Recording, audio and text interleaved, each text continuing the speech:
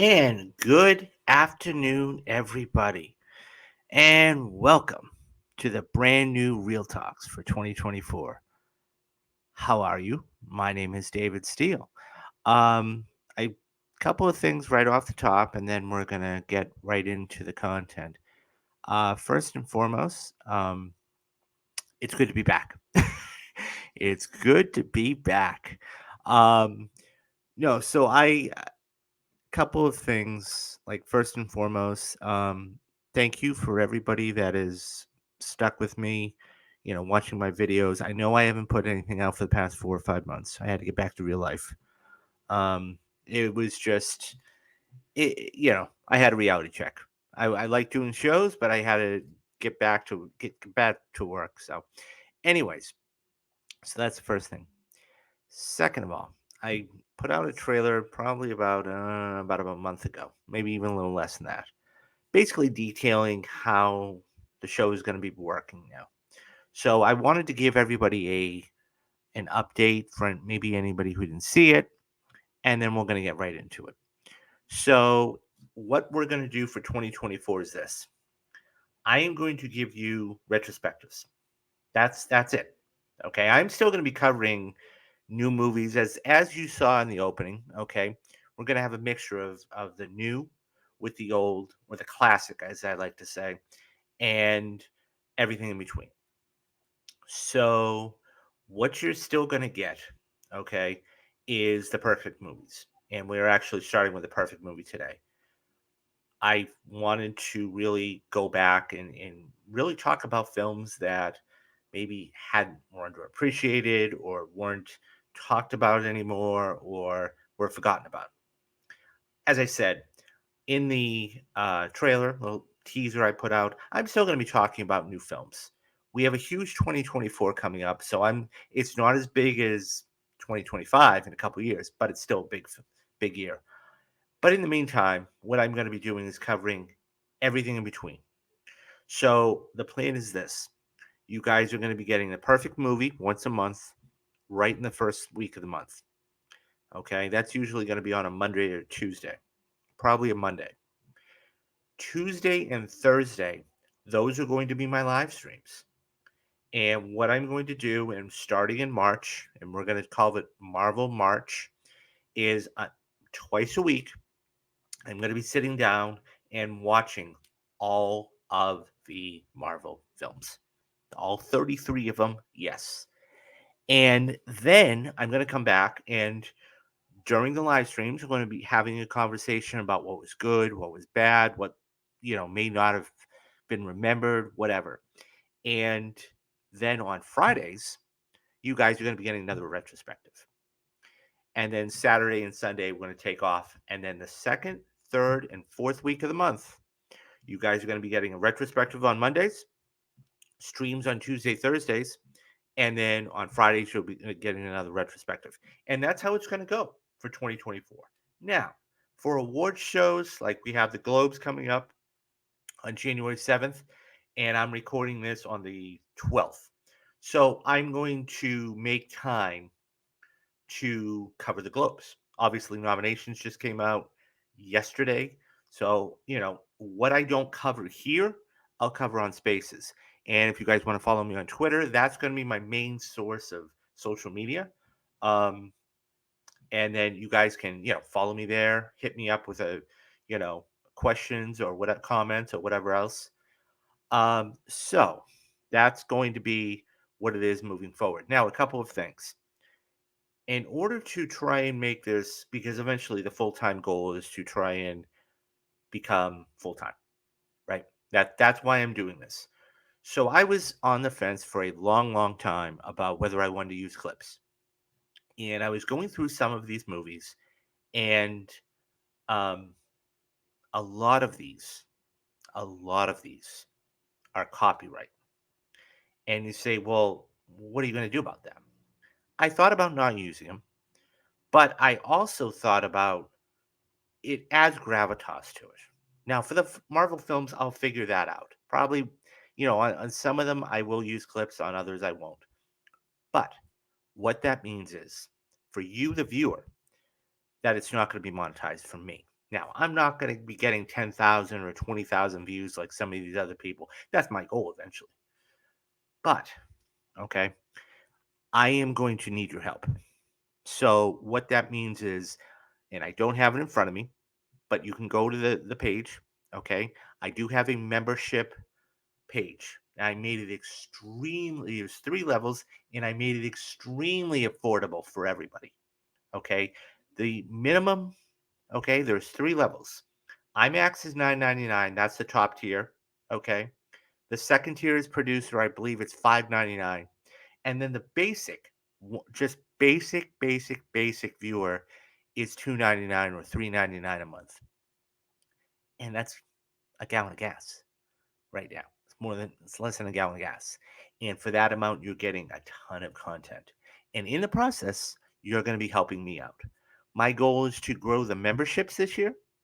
My goal is to try and partner with people to do some of these retrospectives. My goal is to really grow the channel, but I need your help to do it. That all being said, if you would like to, and I hate begging because that's saying, please, please, I want you to do this to enjoy the content. If you enjoy the content, if you like what I'm producing, if you like what I'm putting out, I want you guys to go ahead and feel free and hit that membership. I know there are a couple of people already that have gotten the ball rolling. I want to send out a special thanks to Dadpool. I know, and by the way, look, guys, he's not, he's going through some troubles right now. Um, Guys, hit him up, okay? Especially memberships. That would do him, even comments on his videos, it would do him the greatest thing in the world right now. Um, so I want to send out a thank you to him and everybody else that's really supported me through this venture. But if you guys want to actually become a member, that would be fantastic. Once again, I'm not pushing, but that would be a huge thank you. Um, so, all of that out of the way. We've now covered the memberships. By the way, I have a store. There's some really cool stuff in there. We've got t-shirts, we've got sweatshirts, we've got mugs, we've got everything. So, great Christmas gift or a great, a great anytime gift would be a sweatshirt or a mug or whatever, t-shirt. Anyways, now that we have all of that out of the way, um, so yeah, I wanted to cover the what was going on, and I wanted to cover how everything was going to be done from now on and everything else. I am still going to be doing the live streams. As I said, you can cover me, talk to me on Twitter and all that good stuff. So, as I said, you guys are still going to be getting the perfect movies. I have gone through and I've made the first 6 months worth of perfect movies and retrospectives. So today is our first of the perfect movies. And there's so many movies out there. You say, well, what would be a great perfect movie to start with? And I've seen this movie 4 or 5, maybe even 6 times, and it's still powerful every single time. And I'm talking about Spotlight. Spotlight is just one of those movies that is just, and we've had journalistic films before, right? We've had All the President's Men, we've had She Said, we've had, Spotlight, and whatever else. This movie was in it. Well, I'm going to get into the little logistics in the intro here in a minute, but was so good, and it's just one of those movies you could just turn on and you can't. Your eyes are just glued to the screen, and so basically, it's hard to believe that this movie came out all the way back in 2015. So in a couple years, it's actually turning 10, believe it or not. But it's about 8 years old. And of course, it's based on a true story. So what I'm going to do for these retrospectives is I'm going to go through and basically kind of give you beat by beats, but to a certain extent, what I enjoyed about the movie and everything else. So, of course, this film stars that incomparable cast that you're seeing on the screen: Michael Keaton, Rachel McAdams, Mark Ruffalo, and they really portray, they are the three solid rocks of, um, They are the three solid rocks of this story. Okay. And then you have John Slattery, okay, who plays Ben Bradley. Okay. So he is all the way over here. And then you have Liam Schrouder, who is over there, and he's going to play Marty Baron, and he's going to play the editor. He is coming into the Globe at this point, and um, really um, making his mark. He is a brand new face in this, and so at that point, so you have to understand something too. Let me put this in a timeline. This happened in 2001. Okay, so this, they actually covered 9/11 to a certain extent, um, and what happened with that. So, anyway, so that is the cast. Okay, now um, I don't have pictures here to show you, but there were a couple of other big movies to come out during that year. Okay, or during that time, and it was The Hunger Games Part Two. Okay, and Legend. So Legend, of course, is one of those films done by the incomparable Tom Hardy, and so he basically plays, and that's kind of based on a true story too, Ronald and Reginald Cray, and so that was during the time of Prohibition, and it was one of those films where if you didn't know it was him, it was like wow. So Tom Hardy actually really was. He did some good work. I believe it was like right after. So Dark Knight Rises came out in 2012. So this was, I think, his next film. So that was that. So the budget of this movie, okay. Now we always talk about budgets and everything else. The budget of this movie, and you can imagine, right? It's a journalistic movie. How much is the studio really going to throw with this? It was $20 million, and it's not a lot, but for what they got, it was fantastic. Now, you have to understand something too. 2015, you have Mark Ruffalo, who's right in the middle of, the Marvel Cinematic Universe. And ironically, Rachel McAdams, okay, who plays in Doctor Strange, which I'll be doing later on in the year. Um, she was actually, so you have a couple of them. And then you have uh, an established veteran in Michael Keaton. I mean, he's played everything under the sun, from Batman to, you know, Ray Kroc to, Beetlejuice. And, so that this was a really powerful cast for the time. Um, and so this was actually written. So as I said, it was the budget was 20 million and it grossed. And I'm that's the one thing too about this film. I'm gonna start getting away from the money aspect. If you guys have watched me for a long time or know anything about me, you'll know I was always about the money. How much money a movie made, blah blah blah blah. I've taken some steps back. Okay. I've taken some steps back and it's more of, you know, um, I've taken some steps back, and now I'm more judging a film on merit than I am money. So, just a little backstory, if you will, about this. Okay, um, this only grossed 45 million here in the United States, and once again, and a little under 100 worldwide. Now, once again, this isn't going to blow the box office up. It was a November release. It was going up against a couple of other films that you know, was one was ending the franchise, and the other one was a little film that basically a lot of people probably didn't know in Legend. So this was written by Josh Singer and Tom Hardy, who also he directed it, and he did a phenomenal job. And so um, this is actually McCarthy's quote on this. He said about writing it. Actually, I passed. I passed on the film the first time. That's probably some indication how intimidating it was. But I think, as always, with any big assignment, once you get over that initial shock and awe, how much material there was to cover, and there was a lot of material to cover, and I'll get into that in a couple of minutes. You start digging into the material and really become fascinated and engaged with it. And we did. And yeah, it was a lot of work, but it was exciting work. It was really interesting work, parsing through details of not just the investigation, but its findings, and trying to determine what was most helpful in telling our story. I think having two brains, him talking about Josh, of course, on it was somewhat helpful too, because we could talk through a lot of it. So it wasn't just sitting alone in the room and jotting down notes. We were dialoguing. We were talking about this a lot. That particular collaboration did feel investigative. On some levels, seemed parallel to some of the corroboration of the reporters in that investigation. So I think there was something about that our collaboration that made the initial process more palatable on some level. And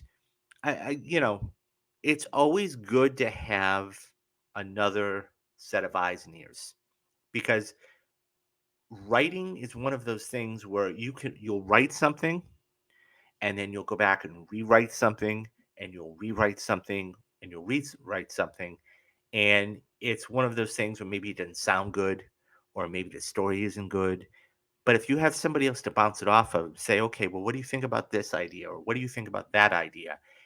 They go, well, I kind of like this but I don't like that, and so they tweak it. And so the writing process then becomes a collaborative effort. And when that happens, they say two is better than one. In this case, it definitely was. And it was just, but you have to also understand something.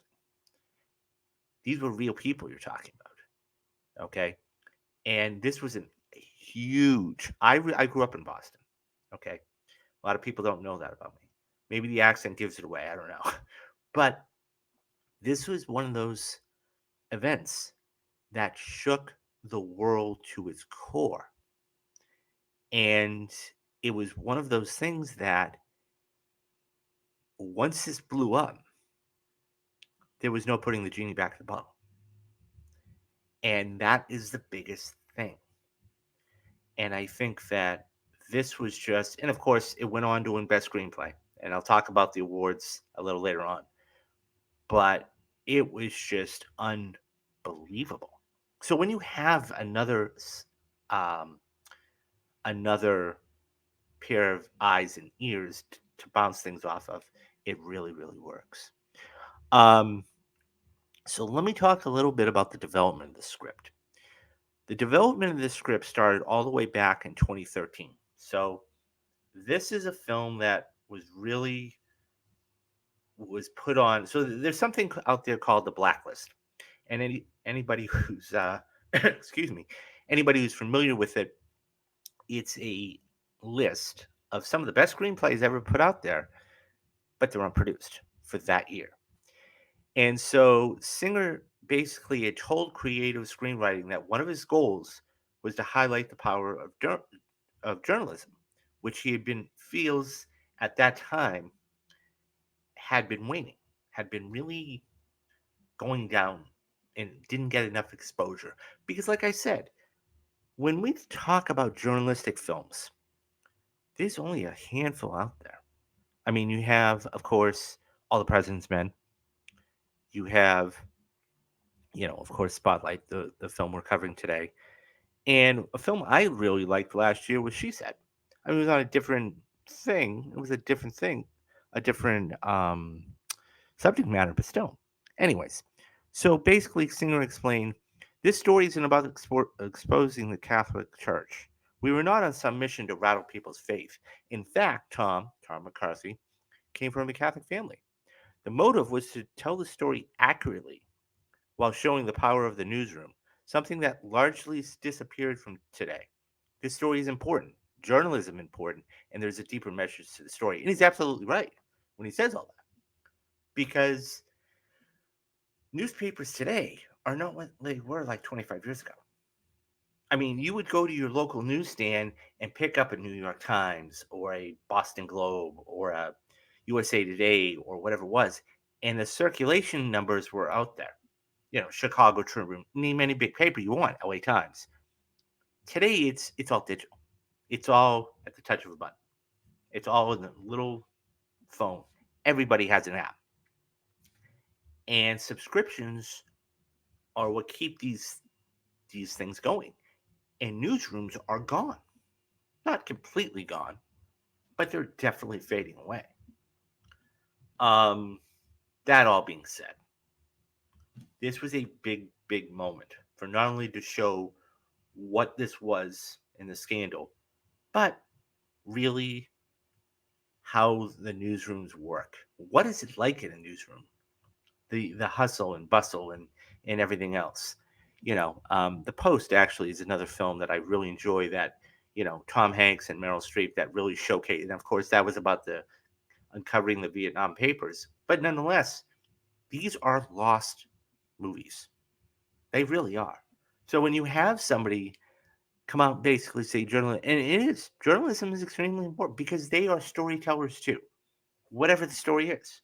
It just so happens this one was a huge story. So, um, so when you say accuracy, right? So because he says he wanted to tell the story accurately. So let me actually, you're asking yourself, how accurate is this? Okay. So this is actually based off, as I said, real events and real people. And you're asking yourself, well, how historically accurate is it? Because let's face it, movies today do take liberties and they kind of sort of distort the truth to a certain extent. So, according to a blog, okay, the blog out there, it's called Information is Beautiful. They came up with and I don't know what their algorithm was, so they came up with the number 76.2%. And there were some changes that were made from there were four major changes that were made between the actual story and what was put on screen. So I'm going to run through them quickly and then we'll get back to the other thing in a minute. So the film depicts only the events leading up to the publication of the Spotlight's first article. Okay, so that first article is when they're discovering everything. Okay, and so actually it's Marty Barrett. Okay, that really says he was new in town. He had just come from Miami, and he said, I happened to notice something about this cardinal law. Had anybody looked into it? And they said no. And so Michael Keaton and Marty sit down really at the beginning because there were going to be cuts. He was the new editor coming in. They didn't really know exactly um, how it was all going to work. So he tells them what Spotlight is and everything else, and they start digging. Okay, they start digging, and it's one of those things where that first is an anomaly, and then they go, well, and they end up finding four or five priests, and they said, well, the people should know about this, and so that's how the ball gets rolling. And so once that happens, um, so that this whole movie is leading up to the very first article and everything. So the film depicts the events leading up to the publication of the Spotlight's um, first article, where the team actually continues publishing follow-up reports for the near 2 years after. So after, at the very end of the film, when we see Mark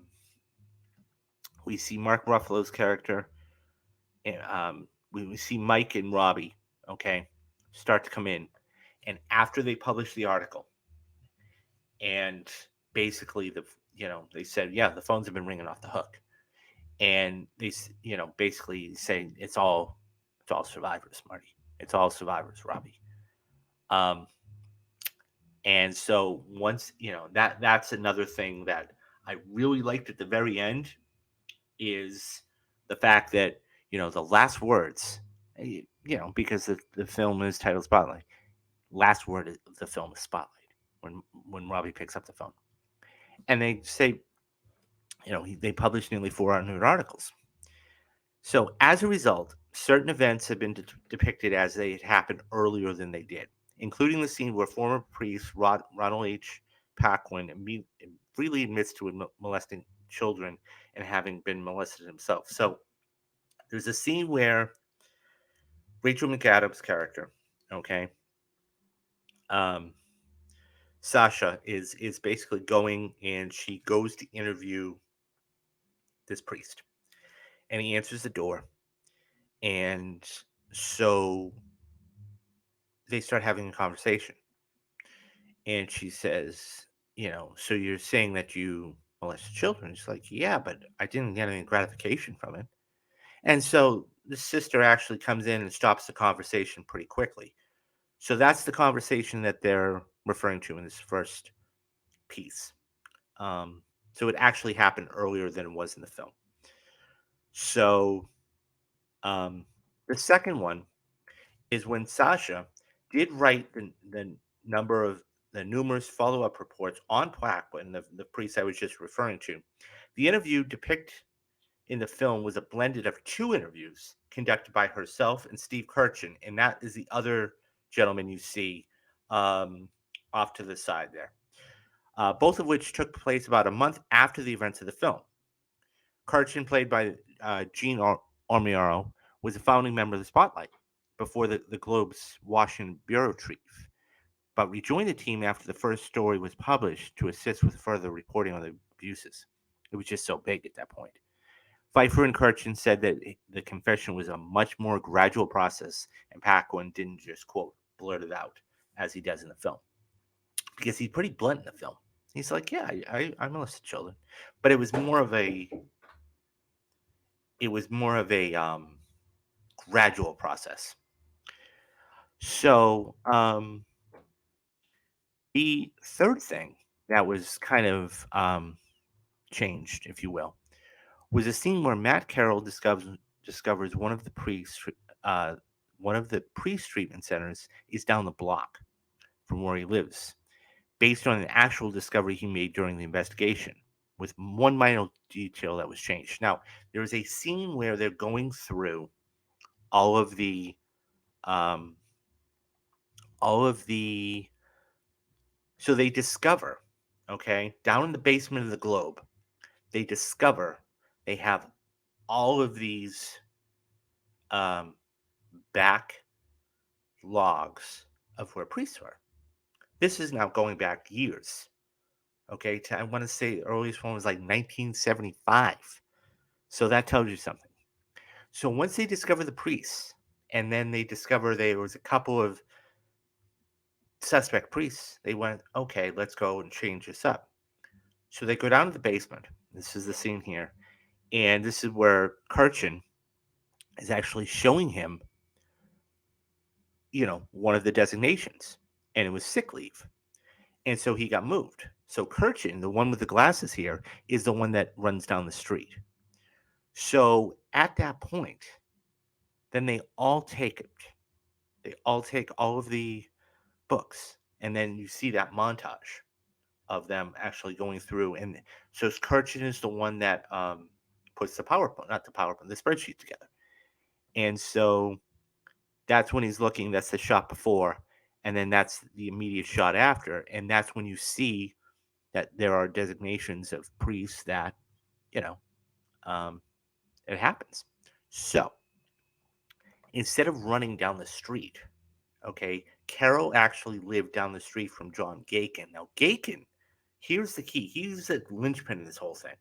John Gakin was the linchpin that started this whole thing because he was accused of molesting boys. And they did something with the actual um, case, but it wasn't enough. So he's the linchpin. This was changed from the filmmaker as the filmmakers thought the image of Carol putting on Gakin's photo on his refrigerator to warm his children seemed unrealistic, which makes sense, okay? Because, as I said, Gakin was the linchpin that started this whole thing. So how can you have somebody? Okay, so that was one of the other ones. And one of the final subplots was Eric. Eric McLeish. Now, Eric was, so that in, he's not pictured there. That was Robbie's friend. He is the one that basically who was a lawyer for the church, but he could never say anything because his hands were tied. So in a subplot, Eric claims that he sent a list of 20 priests to the Globe in 1993. Now, he actually was So he was a lawyer. So this is one of the conversations that's Eric there, and we have Robbie and Sasha talking with them about, well, you settled cases before. How many were there? And he's like, I can't go into it. It's confidential information. So this is when they start to pick things up. So he basically comes out and he says, "Look, I sent you guys a list of 20 in 1993, but the story was buried in Metro. Now, Robbie was in Metro at that point. Okay, so there was a scene where Sasha comes in and she's like, I had a little bit of free time on my hands, and you know, I did some digging and I saw this, and it was a piece he wrote back in 1993 about the cases and the priests, and nothing was ever done about it. So basically, it said that Robertson later admitted he was the editor for Metro, and at the time he overlooked the case. While the Globe did publish an article about the list of the 20 priests, the Spotlight team did not learn about this investigation. So it was kind of like the other one hand doesn't know who's talking to the other hand. McLeish himself revealed the article's existence while being interviewed for the screenplay by McCarthy and Singer. This revelation, along with Robinson's response to the filmmaker's inquiry, was incorporated in the screenplay for dramatic purposes, which makes complete sense. So once they have everything, once they have all of the pieces of the puzzle, basically that's when you have all 5 or 6 people in the room, okay, and say, look, I kind of buried this back in Metro, and that's when Marty comes in and says, you've done excellent work here. If you need the weekend, take it, but be back ready to go on Monday. So I'm gonna now. That's basically the kind of the abnormalities of it, if you will. What I'm gonna do now, and I'm not gonna read the whole thing. And by the way, guys, truth be told, I do have notes, but they're off near the side. I'm not gonna grab them. Um, but what I am gonna do is I'm gonna read you essentially the synopsis, and this is from Wikipedia. So if you guys want to follow along, you can. You're more than welcome to. That way, you understand exactly where I'm coming from. So the film starts in 1976 at a Boston police station, and two policemen discuss the arrest of John Gaken, who was arrested for child molestation. And of course, this is the one that started the whole thing. High-ranking clergy talks to the mother of the children, basically trying to keep it hush hush. An ADA enters, tell the priest says that the police do not let the press know what happened, so it's not publicized. So now we fast forward 15 years, more than 15 years. In 2001, this is where Marty Baird becomes once again the new editor of the Globe. He meets Robbie. They go out and have dinner. Barron reads a Globe article about a lawyer, Mitch Garabini, who is outstandingly. I gotta say this, guys. Stanley Tucci is one of the best character actors you'll ever see in your life. This guy is a chameleon. He really, really is a chameleon. Um, so this is a scene where that's Mike's job. He's trying to basically get Mitchell, as he's called in the movie, to open up. And my God, can we talk about Stanley Tucci for a minute? This man is a chameleon. I mean, he's done everything you can possibly imagine. I mean, I'm talking about films like Julia and Julia, okay? I'm talking about The Hunger Games. I'm talking about dramatic roles like Spotlight. He is just an outstanding. He's like a J.K. Simmons. He really is. He's an actor's actor. He's a professional's professional, and he can just take any role and just dive into it and make it his own. And he is such an intricate part for the screen time that he has on this. He is such an intricate part of this film, and it's fantastic. He is just fantastic. Um, and yeah, Stanley Tucci is just out of sight, good in this. So, so basically, he Garabini charges that Bishop Cardinal Law, the Archbishop of Boston, knew about Gaken's sexual abuse and did nothing to stop it. Barron urges the Spotlight team to investigate, and that's when the wheels get going. Michael contacts Garabini, and that's the shot I just showed you. And so Michael, of course, is played by Mark Ruffalo, who is tremendous in this. Um, he actually just came out with Poor Things, with I believe he just got an Emmy nomination, not an Emmy, a Golden Globe nomination for that, with Emma Stone, who initially declines to be interviewed, but though he's told to, he does reveal he's on the spotlight team, and he eventually convinces him to talk. So at that point, initially believing that they are following the story of one priest. Now, at this point, they're only doing one priest who is assigned several different times instead of several priests being designated to several different places. The spotlight team begins to uncover a pattern of sexual abuse from other priests in Massachusetts and an ongoing cover up by the Boston Archdiocese. Though Phil Silverino, okay, who heads up victims group SNAP, okay, so that's Survivors Network of those abused by priests, okay, he actually sits down with the team. So he comes in and he sits down with the team and talks to them about what he does and who he's trying to, what group he represents, and everything else. And once that's done, it's really, everything really starts to get open. Um, so then they talk to, this leads the team to now widen their search to 13 priests. Now remember, it was just one to start. Now it's 13 priests. Then we have this expert, Richard Snipe, who's a former priest, okay, and he works to rehabilitate, quote, rehabilitate sexual abusive priests and tell them that the studies, okay, this is where they're on the phone with Snipe, okay, and they're all listening intently. And so they said, well, yeah, it's about, you know, so Robbie asks the question to Richard.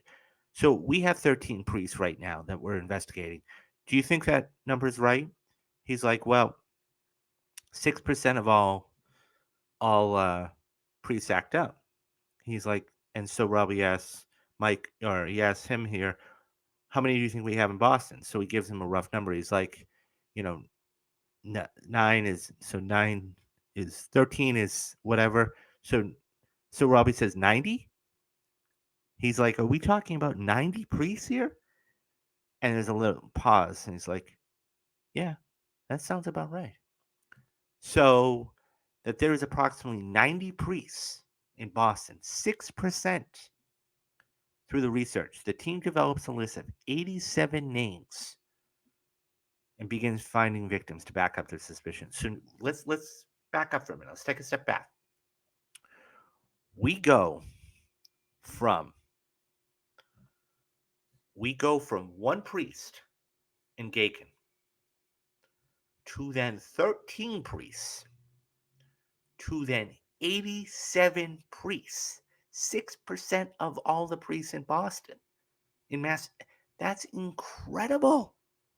That is absolutely incredible. And now, of course, it all widens. The whole thing's blown up. Okay.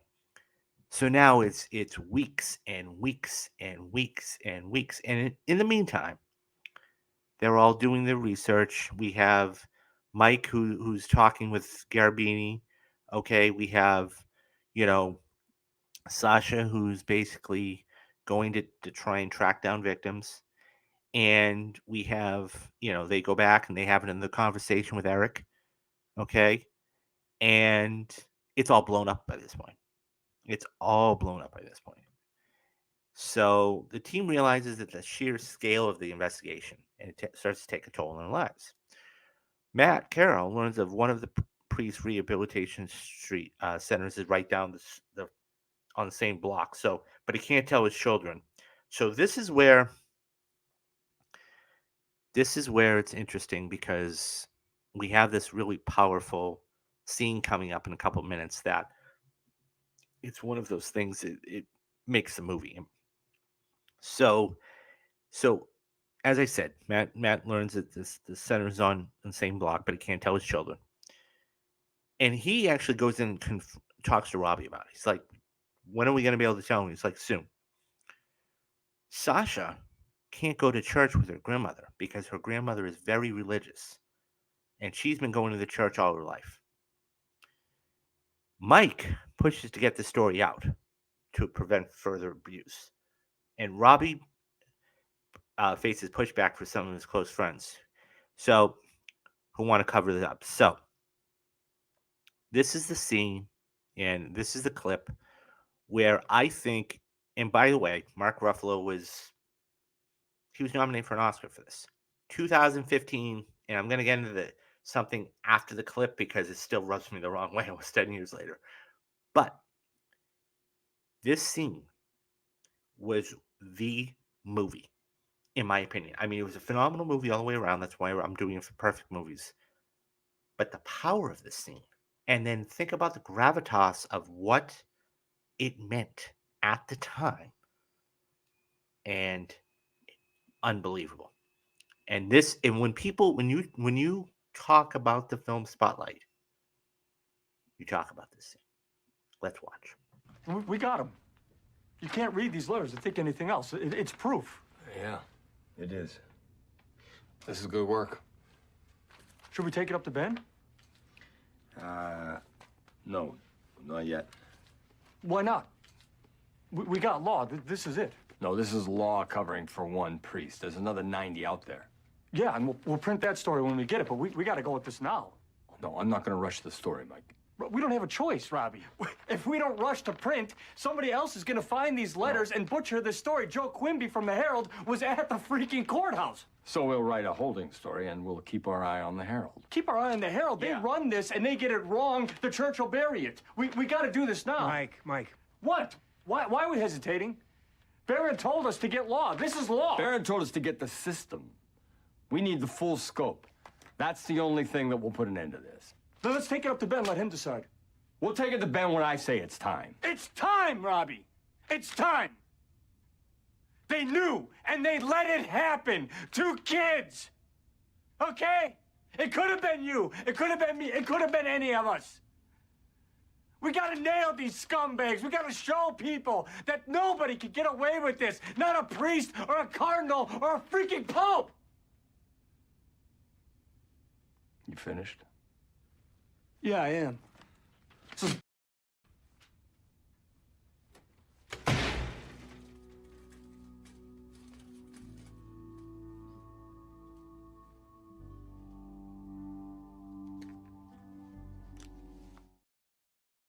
That scene made the movie.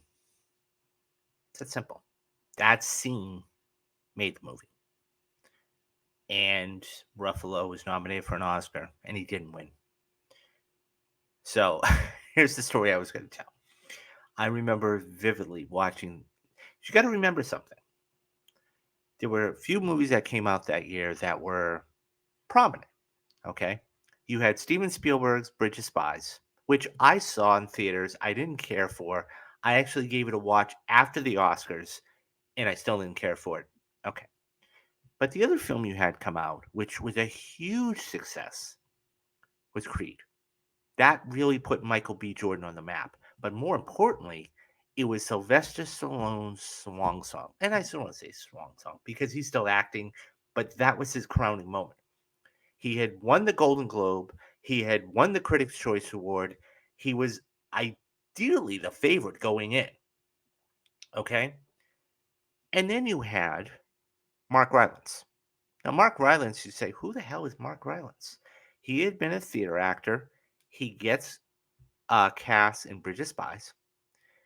And anybody who's seen the film knows who I'm referring to. And it's one of those things where I'm watching the Oscars. And by the way, Stallone was the favorite going in. And the Oscar goes to Mark Rylance. And I went, what? Huh? How? I had seen both films. I'd seen all three. I'm like, what are you doing? if you're not going to give it to Stallone, at least give it to Mark Ruffalo. I could understand that. But Mark Rylance? I still think that was one of the worst Oscar. And by the way, usually when you win an Oscar, your career is elevated. Like you go to a different stratosphere. Your pay gets higher, you get better job opportunities, you're more well known. Nothing. Nothing. And I just shake my head and I go, how? But you're telling me that scene is not Oscar worthy? Please. Like I said, if Stallone hadn't won, I would have rather have seen Mark Ruffalo. I think he got robbed. Now, hopefully, fingers crossed, hopefully he gets nominated again for Best Supporting Actor for Poor Things this year, and we'll see how that whole thing plays out. But nonetheless, that scene really made the movie. That's when you talk about Spotlight, that's what you talk about. And essentially, as I said, so as the calendar you noticed in the background was from '01. And of course, you had September 11th happen, one of the worst tragedies here in American history. So they had to drop everything, and so they regained momentum when Mike learns from Garabini that you know the court documents are public, and so once again Stanley Tucci being Stanley Tucci, they have a conversation on a bench, and so Mike is trying to figure out how to get these things, and so he files a motion, and so he has to go down to Florida. Yeah, so to basically confirm Cardinal Law was aware of the abuse and ignored it. So he argues ferociously to run the story immediately. So that's the clip I just showed you. Okay. And after the case, the Globe wins a legal case, the one that Garabini put in about releasing the documents. And that was it.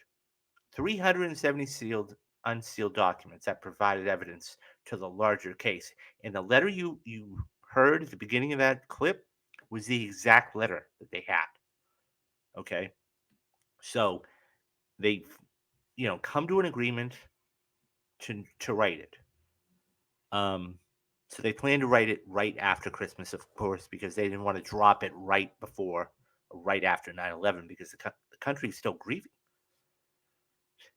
So as they go to print, Robbie basically learns of the investigation, or Robinson, yeah. So he sent and this is the clip that the one I was telling you about with Sasha, who gives it to him, and basically, Barron commends everybody for their work, and there's a website and the phone number, and it was just ringing off the hook, and so that is so a textual epilogue notes that Law resigned in December of '02 and eventually was promoted to the Basilica di Santa Maria Morena in Rome, and, presents a list of 105 United States communities and 101 other countries around the world where scandals have been involved or taken place.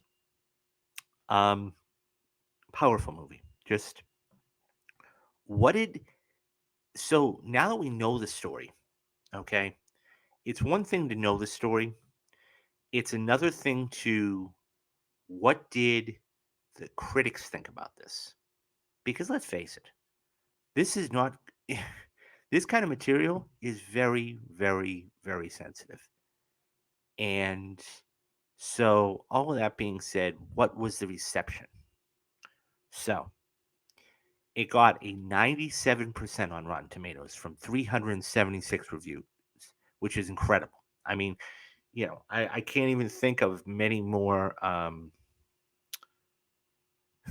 films to this day that actually have a higher review. And I'm sure there's more reviews and it's kind of diluted a little bit, but still. Many of the top critics, including Peter Tarvis of Rolling Stone, Rex Reed of the New York Observer, and Michael Phillips of Time, all called it the best film of the year. So, it won Best Picture.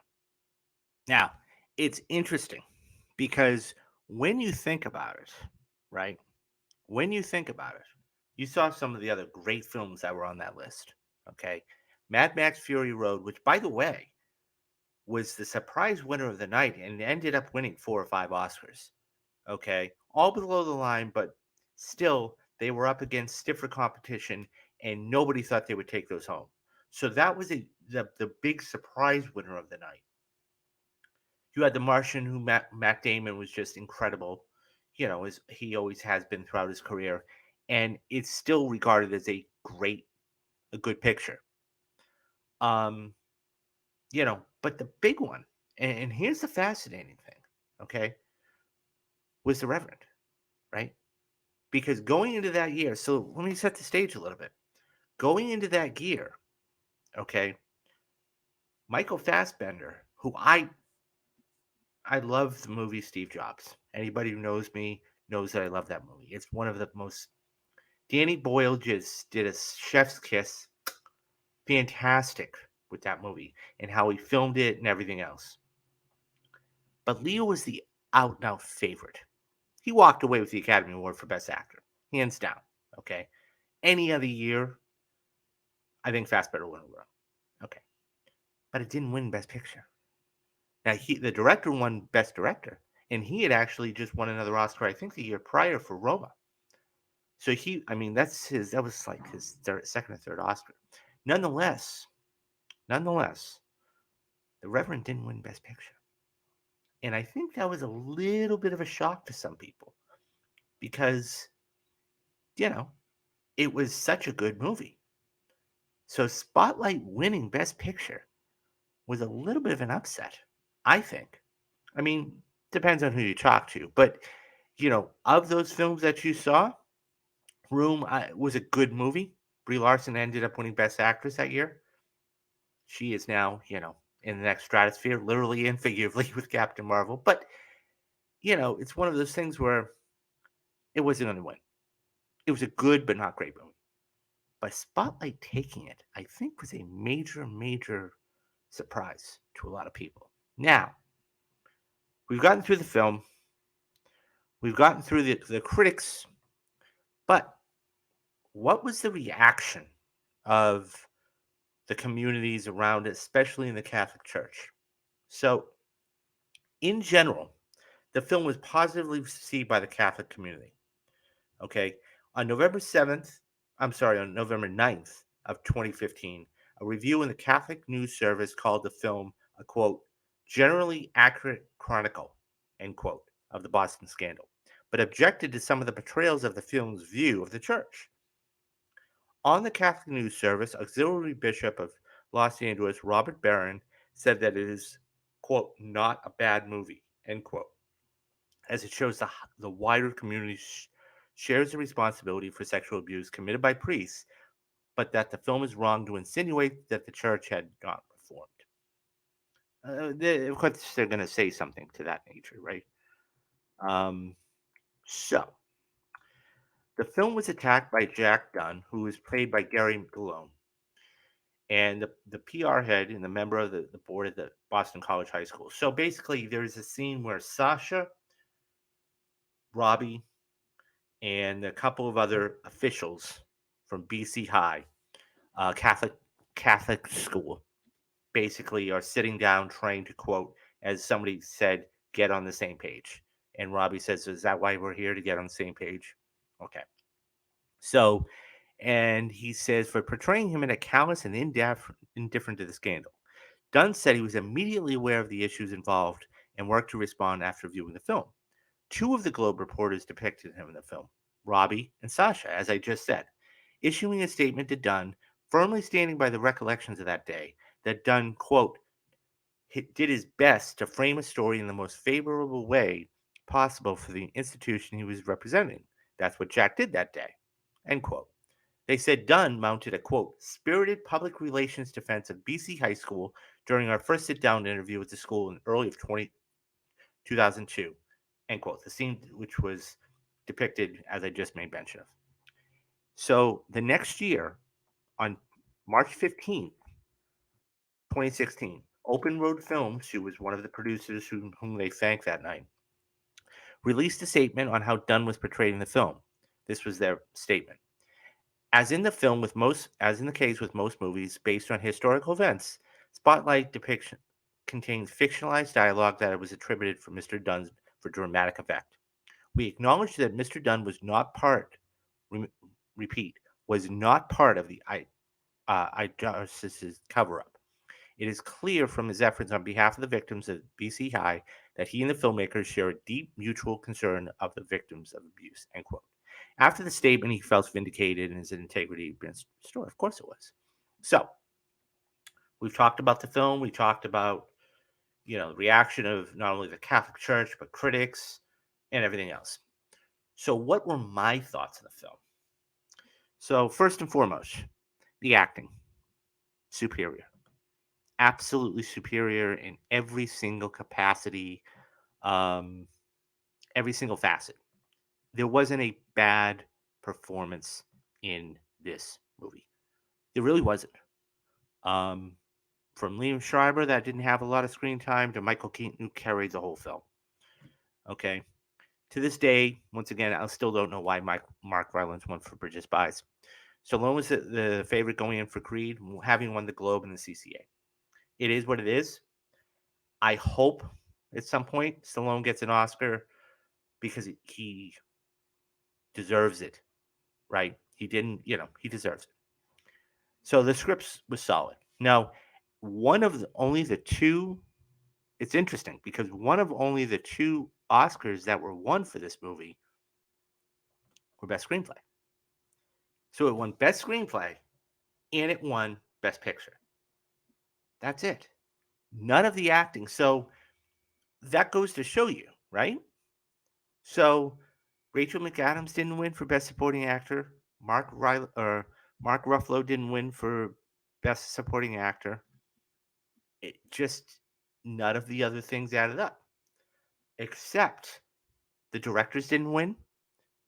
So Tom McCarthy didn't win. So it was interesting, right? Okay, so the script was solid all the way around.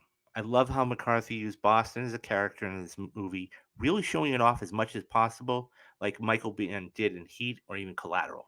And that was something he did very, very well. I mean, we got a couple scenes at Fenway Park. We got the shot of BC High, it was right across the street from Boston Globe. We got, shots of the Garden or the TD Center at the time. It was just so well done on, you know, even nailing, having been from Boston, of course, having nailing all of the different routes and everything else. It was just fantastic. And it was just, that's what good research is and good, having a shot in the correct city. And so for me, I think it's the best journalistic movie out there. Now, I love The Post and I love She Said, as I said earlier. I think those are fantastic movies. Um, but truth be told, I haven't gotten around to All the President's Men yet. I have to sit down and watch Dustin Hoffman and Robert Redford go and do that. But so that might change for a while. But for me, this is still the best considering the subject matter, and it's tough. It's tough subject matter. So yeah, that's Spotlight. I mean, there's nothing else. It is one of those movies like The Social Network or anything else. I mean, pick a movie that like a great movie and you just can't take your eyes off it. That's what Spotlight is. And that's why I think it's a perfect movie. I mean, it doesn't, you know, it won, and I'm not saying it's a perfect movie because it won Best Picture. I'm talking about the content. I'm talking about the acting, and that is what Best Picture is, isn't it? It's a culmination of all of the uh, talents, the talents and the things coming together. The acting, the screenwriting, the directing, the cinematography, the and that's kind of hard in this kind of picture, right? Because you're not there's no special effects. This is just purely acting. So yeah, that's why it won Best Picture. I think it was still a little bit of an upset, but it was a well deserved Academy Award. And yeah, So that is Spotlight, and that is it's a tremendous movie. And I would say to anybody, look, if you haven't seen it, and it's been out for almost 9 years now, if you haven't seen Spotlight, I fully, totally, and 100% recommend it because it not only details and chronicles what happened, but it really, the acting is superior. It's superior in every single facet. And yeah, so that is Spotlight. So that is the perfect movie of January. So coming up, okay, I've already watched 6 of the 8 other films I'm going to do for the month. Okay, the only two. So let me tell you right now, the movies I have coming up for you guys this month. Okay, we have. Um, we're gonna do a bunch of different movies. So we're gonna do Any Given Sunday, 1999, celebrating its 25th anniversary this year. We've got Natural Born Killers, which is an incredible movie. I can't wait to get to that, guys. It just everything about it was so ahead of its time, so ahead of its time. Street Fighter, so it was based off the video game with Raul Julia and Claude Van Damme. So much fun. It was so bad, but it was so good. Reminded me of when I grew up playing video games. Um, we got Indiana Jones and the Temple of Doom. That's turning 30. No, that's turning 40. I'm sorry. That's turning 40. 1984. So that's turning 40. So I'm going to sit down and watch that. We got Ghostbusters coming up. I got Clear and Present Danger for you. So that's fantastic. Um, yeah. So these are the kind of movies I'm going to be bringing you all the time. And so, starting in March, so for February, what we're going to do is we're going to do Black History Month. So it's the I'll give you the perfect movie for February. So the perfect movie for February is going to be Get Out. Okay, um, but those are going to be all fantastic movies by actors and directors and screenwriters and everything else. So there's a ton of fantastic content coming up that month. And then in March, we're going to start the Marvel stuff. So starting the first week of March, okay, for those two first two streams, it's going to be 2 a week, and then we're going to go through all. I want to say there's like 32 or 33 movies, so it's going to take about 4 months. So that's going to be done, and then I think I'll end up somewhere like August, July, August, something like that. So yeah, you guys are gonna sit down and watch all of the Marvel films and go with that. So, but like I said at the top of the show, okay, and each one of these is gonna run. I know this is about an hour, hour and a half. It's almost an hour and 15 minutes. But I want to bring you guys the very best content I can, and I want to go through with this, like all the way through with this. Um, what I'm going to ask you guys to do, and I know it's long. You can do it in bite-sized pieces. Okay, I have no problem with that. But what I'm going to ask you guys to do is help me out. And what I mean by that is, there's a couple different ways you can support me. One of them is becoming a member, and the lowest membership is going to be $2.99 a month. I made it extremely affordable for everybody, and I would love to have you become a member. The other way you can do that is get super chats. I will be glad to take, your questions about, films and everything else. So super chats, all the questions. If you have any questions, guys, about any of these movies, shoot me it. Give me a super chat. And then, pick something up at the store for not only maybe you or a loved one, a mug, a sweatshirt, a t-shirt, and that would support me. One last thing for you guys before we go today is if you guys have a movie, okay, so I will do a retrospective, a special video just for you, okay, and I will sit down and I will watch it, and I will do a special video just for you, and $25. So because I have to, I'm busy. I have work and everything else. So, but if you want a special movie done, okay, I will absolutely do that. Be $25, and we're gonna do the same thing, as we did before. Maybe I'll even, we'll schedule a time. Maybe you can come on and talk about the movie, what you love about it, and yeah, and but yeah, I will be very open to any requests you guys have. So I am going to try and get some guests on throughout the year because there are films out there I think that people are a lot more well versed in than myself. I love them, but they love them more. So I'd love to hear their input. We'll see about that though. So, all of that being said, this was a long, long first video at an hour and 10 minutes, but I had a lot of stuff I wanted to cover and everything else. Um, So once again, thank you very much for staying with me, not only in this video, but in past videos. Um, Feel free once again to drop me a message on Twitter. I'm always on Twitter in some capacity or another, maybe answering tweets or sending out tweets or maybe in spaces. And yeah, so that's my goal for 2024 is just to have this thing grow. And if you know somebody that loves movies, have them sit down and subscribe. Hit that like and subscribe button. I can't tell you how important that is, guys, because what that does is A, it helps with the algorithm. B, it gives other people more exposure. And C, everybody loves movies, right? I don't know one person that doesn't love movies, and it's a part of our society in any capacity.